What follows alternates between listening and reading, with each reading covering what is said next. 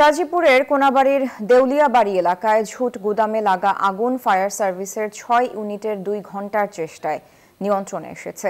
শনিবার দুপুর ২টার দিকে আগুন নিয়ন্ত্রণে আসে। ফায়ার সার্ভিস জানায় দুপুর ১২টার দিকে আগুনের সূত্রপাত হয়। খবর পেয়ে কোনাবাড়ি মডার্ন ফায়ার সার্ভিসের ২টি ইউনিট বের হয়ে আগুন নিয়ন্ত্রণের চেষ্টা চালায়। পরে কাশিমপুর থেকে ২টি ইউনিট এবং সরাবো থেকে ২টি ইউনিট, মোট ৬টি ইউনিট আগুন নিয়ন্ত্রণে যোগ দেয়। ২০টির মতো ছোট বড় গুদাম, সুতার কারখানা ও সুতার গুদাম পুড়ে গেছে। আগুন এখন পুরোপুরি নিয়ন্ত্রণে।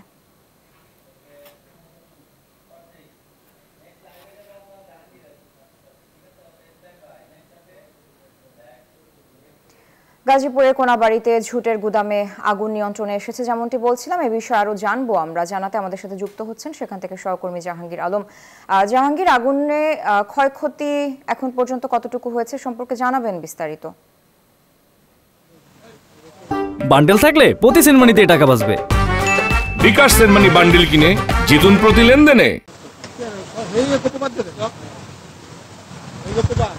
সারা গাজীপুরের কোনাবাড়ি দেউলিয়াবাড়ি এলাকায় একটি জুটের গোডাউনের প্রথমে আগুনের সূত্রপাত হয়। এরপরে কিন্তু 20টি জুটের গোডাউন পড়ে যায় এবং আগুনের তীব্রতা আরো বেড়ে যায়। যেমন আগুনের তীব্রতা যখন বেড়ে যায়, এরপরে কিন্তু বসত বাড়ি এবং একটি সুতার কারখানা রয়েছে, সেই সুতার কারখানাও কিন্তু পুড়ে যায়। এবং যে ফায়ার সার্ভিসের উপর সহকারী পরিচালক রয়েছেন মামুন, তিনি যেমনটি জানিয়েছেন যে এখন পর্যন্ত কিন্তু কোনো হতাহতের ঘটনা ঘটেনি। তবে যে ক্ষয়ক্ষতির পরিমাণের বিষয়টি রয়েছে সেটি কিন্তু আসলে ফায়ার সার্ভিসের যে ডাম্পিং এর কাজ রয়েছে, সেই ডাম্পিং এর কাজ চলমান রয়েছে। সেই ডাম্পিং এর কাজ শেষ হওয়ার পরে তারা আসলে বলতে পারবে যে কতটা ক্ষয়ক্ষতির পরিমাণ হয়েছে। তবে ৬ ইউনিটের চেষ্টায় দীর্ঘ ২ ঘন্টা পর কিন্তু আগুন নিয়ন্ত্রণে এসেছে এবং কোনাবাড়ি ফায়ার সার্ভিসের ২টি ইউনিট প্রথমে কিন্তু আগুন নিয়ন্ত্রণ শুরু করে এবং আগুনের তীব্রতা বেড়ে যাওয়ায় সারাবু ফায়ার সার্ভিস থেকে ২টি ইউনিট এবং কাশিমপুর ফায়ার সার্ভিস থেকে আরও ২টি ইউনিট এসে যোগ দেয়। মোট